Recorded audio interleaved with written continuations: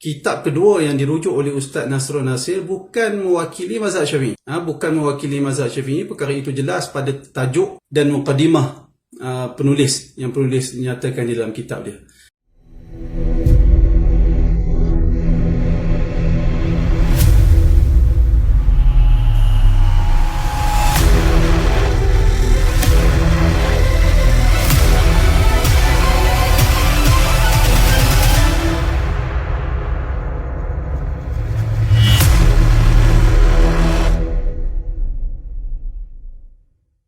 Assalamualaikum warahmatullahi wabarakatuh. Alhamdulillah wassalatu wassalamu ala Rasulillah wa ala alihi wa sahbihi wa man walah, amma ba'du. Baik, ini merupakan respon saya kepada penerangan yang kedua daripada Ustaz Nasrul Nasir. Cuma penerangan yang kedua dari Ustaz Nasrul Nasir ini, iaitulah Ustaz Nasrul telah mengubah tajuk lain.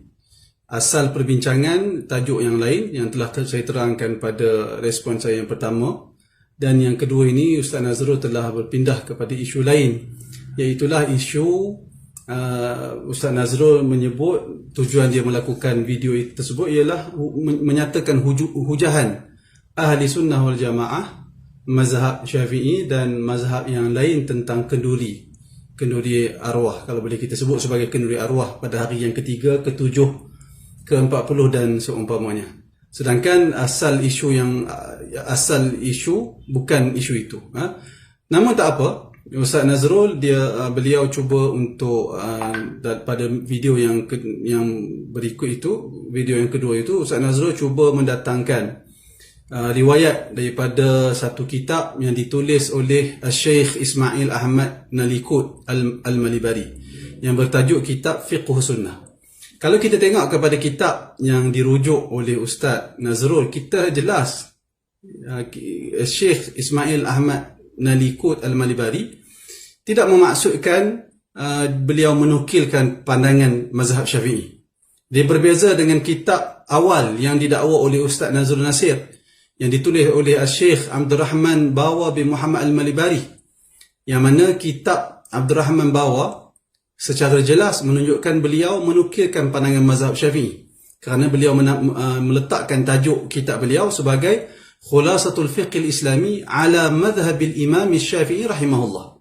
Jadi jelas dari tajuk itu kita dapat faham, kita dapat tahu beliau hendak menukilkan atau menghikayatkan pandangan bagi mewakili mazhab Syafi'i. Berbeza dengan kitab terbaru yang dinukilkan oleh Ustaz Nasrul Nasir, iaitulah bertajuk Fiqh Sunnah, itu sahaja, oleh Syekh Ismail Ahmad Nalikut Al-Malibari. Bahkan bukan setakat itu, kita tengok berdasarkan apa yang saya baca di sini, kita tengok kepada bahagian awal yang ditulis oleh Syekh Ismail Ahmad Nalikut. Beliau menyebut di sini selepas beliau memuji Allah dan memuji dan memuja Allah, kemudian berselawat ke atas Nabi SAW, kata Syekh Ismail Ahmad Nalikut, beliau berkata, wala talama tamannaitu an uallifa dalaila ahli sunnati wal jamaah min al ayati wal ahadith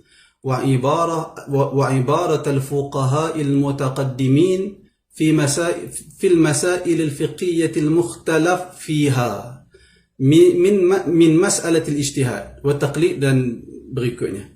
Kata beliau lebih kurang maksudnya, dan telah terlalu lama aku bercita-cita untuk menulis dalil-dalil daripada ahli sunnah wal jamaah, dari kalangan dalil-dalil daripada ahli sunnah wal jamaah, terdiri daripada ayat-ayat Al-Quran dan hadis-hadis Nabi dan ibarah-ibarah daripada ulama yang dahulu dalam permasalahan fiqhiyah yang menimbulkan perbezaan pendapat ulama dalam perkara tersebut.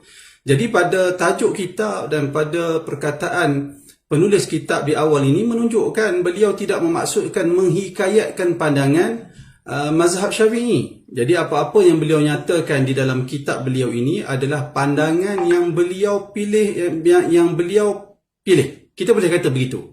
Kerana itu kita akan tengok Syekh kita akan tengok Syekh Ismail Ahmad Nalikut Al-Malibadi, dia akan gabungkan pandangan ulama-ulama yang berbagai. Bahkan sebahagian banyak daripada pandangan ulama yang beliau nukilkan, antaranya dari kitab Mishkah dan seumpamanya. Dan kita tahu kitab Mishkah adalah tulisan Syekh Mula Ali Al-Qari yang merupakan salah seorang ulama mazhab Hanafi. Yang penting saya nak tekankan di sini, kitab kedua yang dirujuk oleh Ustaz Nasrul Nasir bukan mewakili mazhab Syafi'i. Bukan mewakili mazhab Syafi'i. Perkara itu jelas pada tajuk dan muqaddimah penulis nyatakan di dalam kitab dia. Kemudian riwayat yang didatangkan oleh Ustaz Nasrul Nasir lebih malang lagi apabila riwayat yang didatangkan oleh Ustaz Nasrul, kalau kita tengok tajuk riwayat yang disebut oleh Syekh Ismail Ahmad Nalikut tadi ni, dia bawa riwayat daripada Tawus dan beliau nukilkan perkataan Al-Imam Al-Haytami tentang 3 riwayat. Riwayat Tawus itu dikuatkan dengan riwayat daripada Ubay ibnu Sulaim, demikian juga Ubay ibnu Umair, demikian juga disokong oleh riwayat daripada Mujahid. Riwayat yang dibaca oleh Ustaz Nazrul Nasir itu, Syekh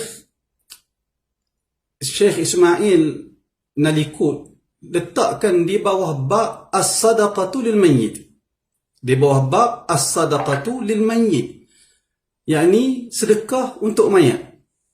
Syekh Ismail Nalikut tak buat tajuk keharusan ataupun sunat buat kenduri selepas kematian. Jadi perkara itu perlu difahami baik-baik.